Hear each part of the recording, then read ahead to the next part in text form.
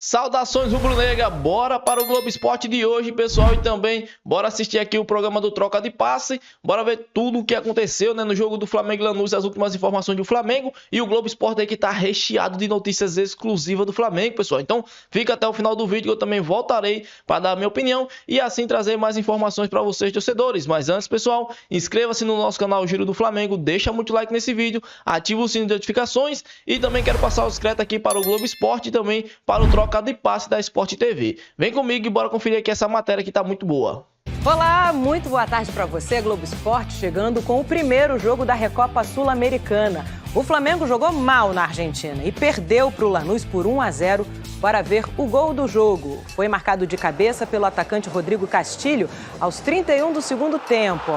Foi um cruzamento da esquerda, cabeçada dele entre os dois zagueiros do Flamengo, o Léo Ortiz e o Léo Pereira, não deu para o Rossi. E esse gol do Lanús lembrou muito um outro gol que o Flamengo já sofreu esse ano. Olha só, junto comigo. Foi um gol do Luciano na vitória do São Paulo por 2-1 pelo Brasileirão.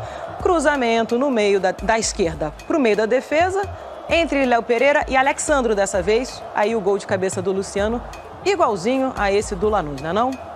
E Flamengo dando mole aí nessa situação.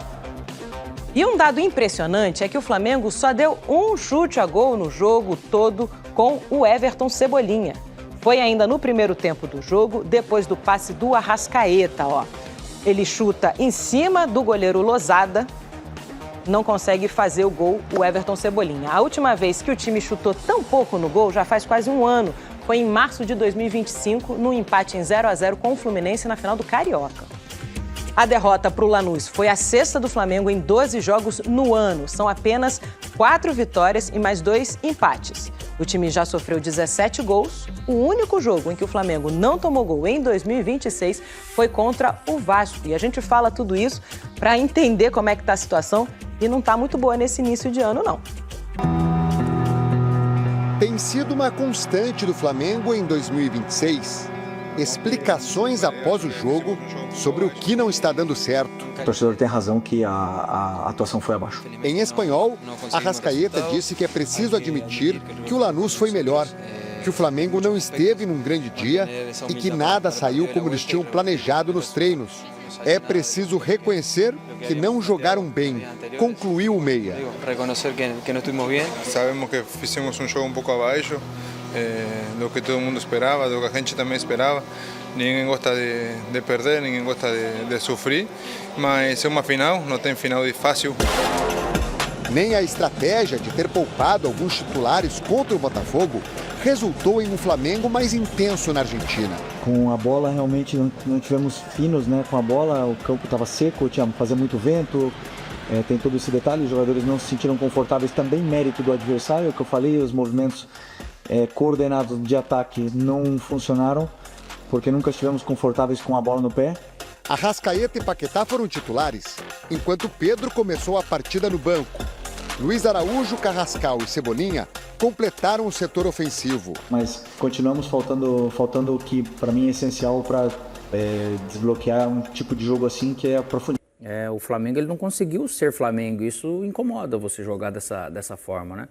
Eu acho que tem muito a ver com o Flamengo, com ele próprio, porque ele tem condição de fazer melhor, né?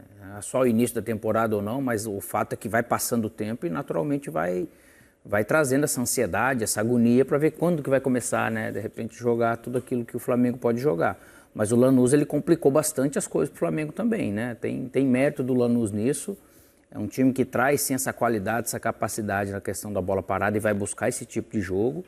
Só que conseguiu, teve a chance ali do Cebolinha, se eu não me engano, no primeiro tempo, né? 34 minutos. Uhum. Que acabou vindo e acabou não aproveitando, mas ainda para dentro do clube eu tenho certeza que incomoda muito mais o Flamengo isso. Os resultados não vêm por realmente falhas. Essa questão de tomar todos esses gols, ainda mais igual, a bola cruzada foi espetacular, né? Foi. É duro você falar assim, os zagueiros eles estavam mal posicionados ou não, mas é que a bola foi muito boa, né?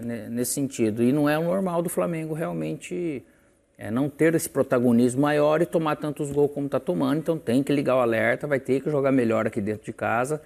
Essa questão de do 1-0 só hoje ainda ele é bom, mas se for ver, eu acho que o Flamengo ele precisa melhorar alguns níveis, porque se perde esse título, eu acho que daí vem uma pressão, como eu já falei em outras oportunidades, eu acho que já vai ficar um pouco mais incômodo. Eu acho que assim, a questão de 1-0 é bom, não é bom para um time que tem os recursos que o Flamengo tem, para um time que tem o elenco que o Flamengo tem, não pode achar bom perder um jogo como esse. Acho que assim, é o menor dos problemas, assim, o menor dos... não é o pior dos mundos perder por 1-0. Né? Um placar altamente irreversível no jogo da volta. O Flamengo tem muita qualidade, jogando diante da torcida. Tem tudo para apresentar um futebol melhor e poder ainda ficar com o título. A questão, acho que incomoda mais, é a questão do desempenho, né? E isso tem deixado muito a desejar. Além dos resultados, quando a gente disse aqui 9 jogos, a gente não está nem contando os jogos com a molecada lá do início da temporada. São 9 jogos a partir do jogo contra o Vasco. Né, em que efetivamente os jogadores do elenco principal do Flamengo estrearam na temporada.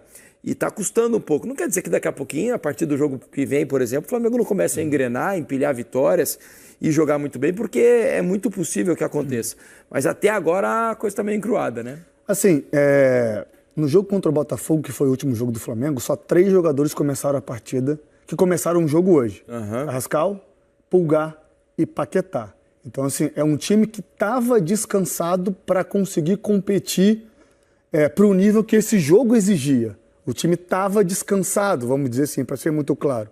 Você citou também, Diniz, a questão do volume que o Flamengo não sofreu tanto assim. Sim, a posse de bola foi do Flamengo, 65%. Então o Flamengo, obviamente, trocou mais passes. Mas os números aqui me chamaram a atenção.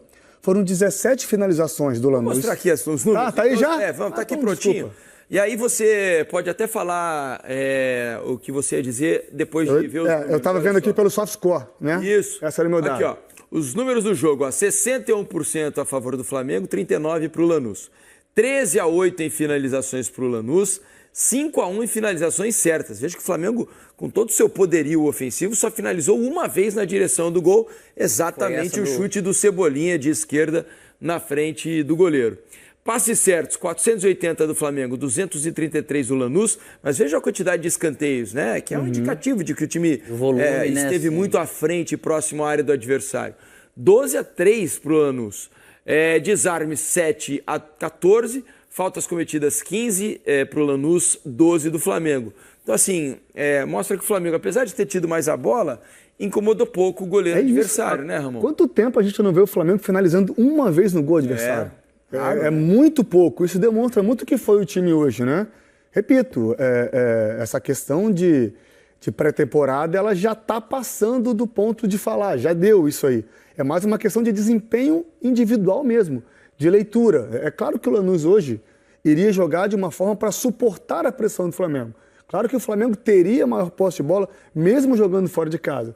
Mas o Flamengo, mesmo tendo a posse de bola, não conseguiu criar alternativas para poder furar esse bloqueio, a forte marcação no meio-campo, a forte marcação na última linha de defesa do Lanús. O Flamengo não conseguiu agredir, só conseguiu uma vez.